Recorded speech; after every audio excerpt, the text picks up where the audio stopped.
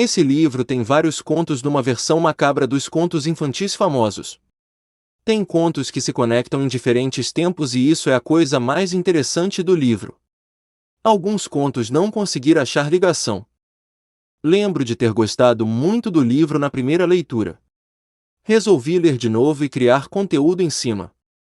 Recomendo vocês lerem. É um livro bem escrito e rápido. São 177 páginas. Vamos lá. O primeiro conto é a história de uma rainha que seu sonho era ser mãe, mas não engravidava de jeito nenhum. Porém, ela recorreu a uma bruxa de uma floresta horripilante. A rainha, obcecada para ser mãe, foi ingênua. Disse que poderia dar o que a bruxa quisesse. A bruxa aceitou e recolheu o sangue da rainha. Para o serviço da rainha, a bruxa pediu 3 ingredientes. Os ingredientes são o sangue menstrual da rainha, as penas de um corvo e olhos de um defunto, esse último sob a condição de ser colhido às 3 horas da madrugada. Enquanto a rainha removia os olhos do defunto, perdia perdão pelo desrespeito, então recebeu a resposta de uma menina de capuz vermelho. Obviamente, Chapeuzinho Vermelho. No entanto, no meio da sua testa tinha uma perfuração, a mesma perfuração que a rainha viu nos animais mortos a caminho à casa da bruxa. Trata-se de uma alma penada, que teorizo que foi o caçador do conto da Chapeuzinho Vermelho que matou ela. Neste livro não tem o conto macabro da Chapeuzinho Vermelho.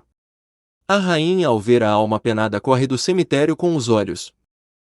A rainha voltou à cabana da bruxa, que jogou os ingredientes no caldeirão. Rainha tomou um gole daquele líquido, o estômago rejeitava, mas a bruxa negava a repulsão, senão tudo estaria perdido. A bruxa também conta mais instruções à rainha. Como deitar com o marido no momento em que a lua cheia estiver mais alta. A bruxa mandou a rainha embora e disse que se encontrarão depois que a criança nascer para cobrar o preço. O feitiço funcionou. Dias depois a rainha sentiu os sinais de gravidez. No entanto, a rainha começou a sofrer febres ao ponto de convulsionar. O estômago a revirar. As unhas cair. Sangrar pela parte íntima. Ninguém conseguia resolver os problemas de saúde. Nessas febres a rainha confessou ter procurado a bruxa da Floresta Proibida. O rei enviou soldados atrás da bruxa e não a encontraram.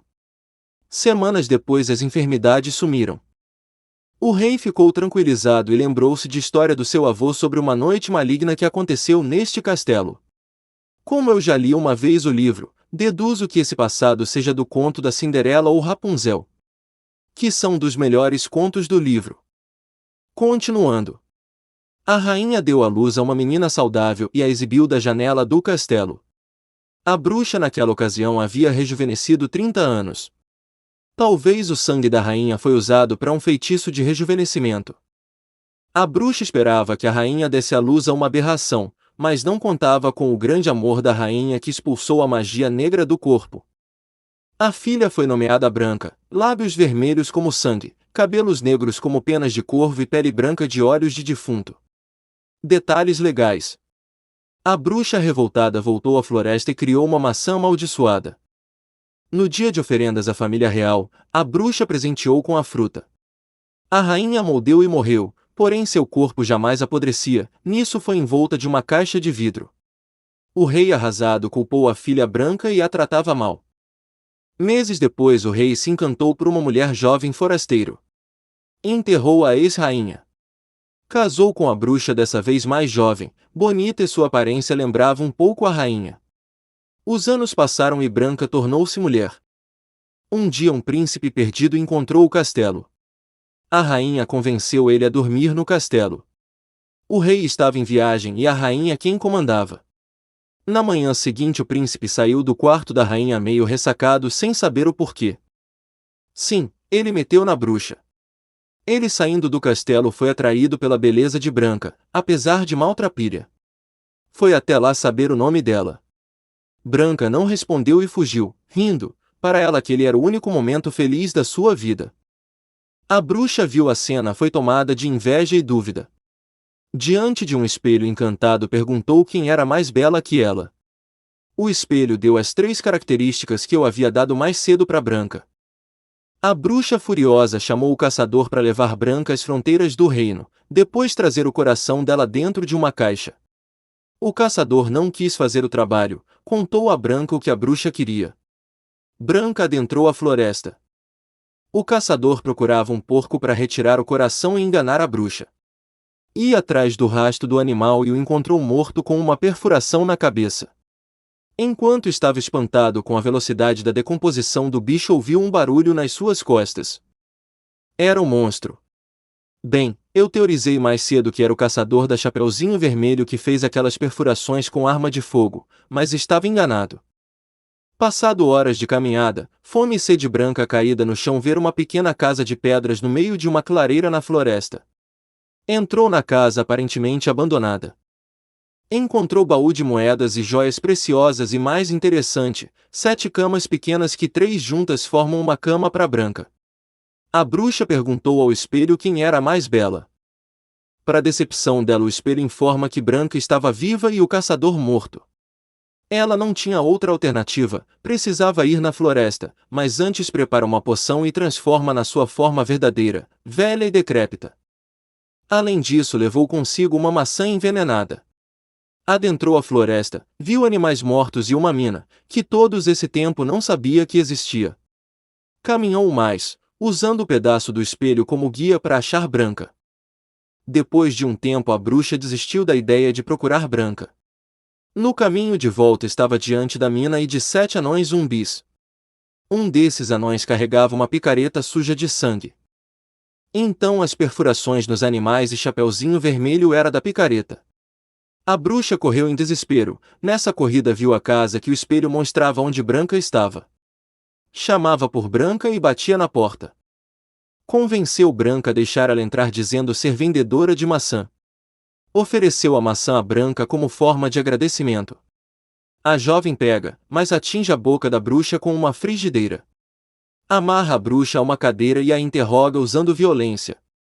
Os 7 anões zumbis estavam fora tentando achar um jeito de entrar. A bruxa responde às perguntas da Branca e, ao souber que a vilã matou a mãe da jovem e tentou matar Branca da mesma forma, agrediu a velha. No entanto, soltou a bruxa para que ela ajudasse contra os anões. Tinha que lutar, pois a casa só havia uma porta, mas a jovem passou dias preparando a casa para aquela ocasião. Branca então abre a porta. E assim que o primeiro anão entra, cai em uma armadilha, óleo fervendo cai nele. Ela usa outra forma de lidar com os outros. Acontece uma luta e até a bruxa ajudou. Porém, os anões não morriam e se regeneravam. Um deles mordeu o pescoço da bruxa. Enquanto isso, os outros anões tentavam se recuperar dos machucados ou escapar das armadilhas. Branca correu para a cozinha, pegou uma lanterna a óleo para incendiar a casa. Quando voltou para onde estavam os anões, deparou com a bruxa morta-viva. Nisso, a jovem jogou a lanterna a óleo nos pés da madrasta. Houve uma explosão de óleo e chamas. Mas era inútil. Os anões e a bruxa se aproximavam. A Branca, armada de facão, partiu para cima dos inimigos. Conseguiu cortar a cabeça da bruxa e correr para fora da casa. Havia um poço lá fora. A ideia era jogar a cabeça no poço, mas a sua madrasta, antes de ser jogada, mordeu a mão da Branca. A jovem ainda tinha 7 problemas para resolver e estava fraca e cansada. Quando pensou fugir para a floresta, os animais de diferentes espécies e tamanhos atacaram os anões. Não comentei que quando Branca fugia após o aviso do caçador, vários animais ficaram ao redor dela porque eu achava que não teria importância. Os animais continuaram atacando os anões, mas os monstros se regeneravam rápido e cada vez mais matavam os animais. O ferimento da mão de Branca piorava. Ela correu para casa pegando fogo. Achou a maçã envenenada e mordeu para pôr fim ao seu sofrimento. Os anões, já reconstruídos, aproximaram da jovem fria no chão, perderam o interesse e voltaram para a floresta. Pouco tempo depois, o príncipe, novamente perdido pela floresta, aparece. Ver Branca morta e a beija. Branca volta como uma morta-viva e o conto acaba com a princesa mordiscando os lábios do príncipe. Para mim, nesse conto tem pontos interessantes que conectam com os outros contos. O rei que conta que seu avô contava histórias de uma noite macabra. Que tenho quase certeza qual conto é. E é o melhor conto. E outra coisa, a bruxa, acho que ela faz parte de outro conto anterior a este. Bem, vou fazer um vídeo para cada conto do livro. De novo recomendo o livro